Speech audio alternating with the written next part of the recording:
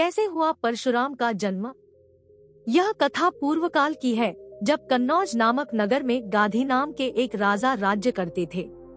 उनकी एक पुत्री थी जिसका नाम सत्यवती था।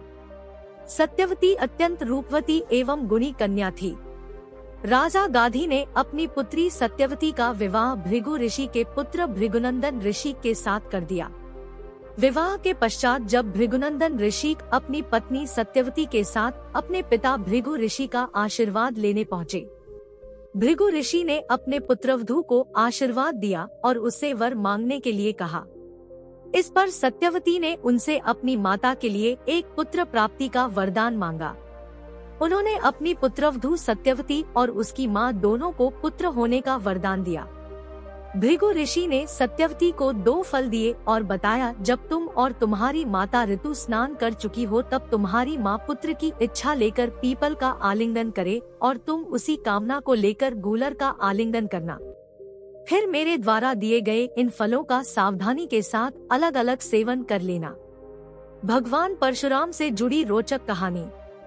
जब सत्यवती की मां ने सुना कि भृगु ऋषि ने अपनी पुत्रवधू सत्यवती को उत्तम संतान होने का फल दिया है, तो उन्होंने अपने फल को अपनी पुत्री के फल के साथ बदल दिया। इस प्रकार सत्यवती ने अज्ञानवश अपनी माता वाले फल का सेवन कर लिया। इस बात की जानकारी जब भृगु ऋषि को हुई तो उन्होंने अपनी पुत्रवधू सत्यवती के पास आकर कहा कि हे पुत्री, तुम्हारी माता ने तुम्हारे साथ छल किया है। उन्होंने तुम्हारे फल का सेवन कर लिया और अपना फल तुम्हें दे दिया। इसलिए अब तुम्हारी संतान ब्राह्मण होते हुए भी क्षत्रिय जैसा आचरण करेगी और तुम्हारी माता की संतान क्षत्रिय होकर भी ब्राह्मण जैसा आचरण करेगी। इससे परेशान होकर सत्यवती ने अपने ससुर भृगु ऋषि से निवेदन किया कि आप आशीर्वाद दे कि मेरा पुत्र ब्राह्मण का ही आचरण करे, भले ही मेरा पौत्र क्षत्रिय जैसा आचरण करे। भृगु ऋषि ने उनकी यह विनती स्वीकार कर ली। कुछ समय बाद सत्यवती के गर्भ से महर्षि जमदग्नि का जन्म हुआ। जमदग्नि अत्यंत तेजस्वी थे। बड़े होने पर उनका विवाह प्रसेनजित की कन्या रेणुका से हुआ। रेणुका से उनके 5 पुत्र हुए, जिनके नाम थे रुक्मवान, सुखेन, वसु, विश्वानस और परशुराम। इस तरह परशुराम का जन्म हुआ, जो जन्म से ब्राह्मण होते हुए भी कर्म से क्षत्रिय गुणों वाले थे। कैसे बने राम से परशुराम? जब उन्होंने बाल्यकाल में ही भगवान शिव की महातपस्या की तो भगवान शिव ने उन्हें महाशक्तिशाली परशु फरसा प्रदान किया, इसीलिए उनका नाम राम से परशुराम हो गया। परशुराम ने अपनी मां रेणुका का वध क्यों किया? एक बार परशुराम जी की मां रेणुका सरिता स्नान के लिए गई। संयोग से वहां राजा चित्ररथ भी जल क्रीड़ा कर रहा था। चित्ररथ को देखकर रेणुका का चित्त चंचल हो उठा।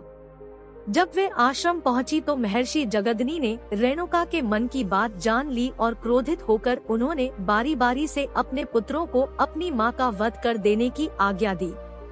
लेकिन किसी भी पुत्र ने अपने पिता की आज्ञा का पालन नहीं किया। किंतु परशुराम ने पिता की आज्ञा मानते हुए अपनी मां का सिर काट डाला। यह देखकर भृगु श्रेष्ठ महर्षि जमदग्नि परशुराम से बहुत प्रसन्न हुए, लेकिन अपने बाकी 4 पुत्रों से क्रोधित होकर उन्हें जड़ हो जाने का शाप दे दिया। उन्होंने परशुराम से वरदान मांगने को कहा। इस पर परशुराम बोले कि हे पिताजी, मेरी माता जीवित हो जाए और उन्हें अपने मरने की घटना का स्मरण न रहे। इसके साथ ही मेरे अन्य 4 भाई भी पुनः चेतन हो जाएं और मैं युद्ध में किसी से परास्त न होता हुआ दीर्घजीवी रहूं। जमदग्नि जी ने परशुराम को उनके मांगे वर दे दिए। परशुराम ने राजा सहस्त्रबाहु अर्जुन का वध क्यों किया? एक दिन महिष्मती देश का राजा सहस्त्रबाहु अर्जुन ने अपने मार्ग से गुजरते हुए महर्षि जमदग्नि के आश्रम में विश्राम किया। जमदग्नि मुनि ने सहस्त्रबाहु अर्जुन का बहुत आदर सत्कार किया और अपनी कामधेनु गौ की सहायता से सहस्त्रबाहु अर्जुन और उनकी पूरी सेना के लिए भोजन की व्यवस्था कर दी। कामधेनु गौ की यह विशेषताएं देखकर राजा सहस्त्रबाहु लालच में आ गया और उसने जमदग्नि से कामधेनु गौ की मांग की, किंतु जमदग्नि ने उन्हें कामधेनु गौ को देना स्वीकार नहीं किया। इस पर सहस्त्रबाहु अर्जुन ने क्रोध में आकर जमदग्नि ऋषि का वध कर दिया और कामधेनु गौ को अपने साथ ले जाने लगा। किंतु कामधेनु गौ तत्काल सहस्त्रबाहु अर्जुन के हाथ से छूटकर स्वर्ग चली गई और सहस्त्रबाहु अर्जुन को बिना कामधेनु गौ के वापस लौटना पड़ा। इस घटना के समय वहां पर परशुराम उपस्थित नहीं थे। जब परशुराम को यह बात पता चली तो वे राजा के महल गए और राजा सहस्त्रबाहु अर्जुन की 1000 भुजाएं काट दी और उसका वध कर दिया। परशुराम ने क्यों किया था 21 बार क्षत्रियों का नाश? जब परशुराम वहां आए तो उनकी माता छाती पीट पीट कर विलाप कर रही थी। अपने पिता के आश्रम की दुर्दशा देखकर और अपनी माता के दुख भरे विलाप सुनकर परशुराम जी ने इस पृथ्वी पर से क्षत्रियों के सहार करने की शपथ ले ली।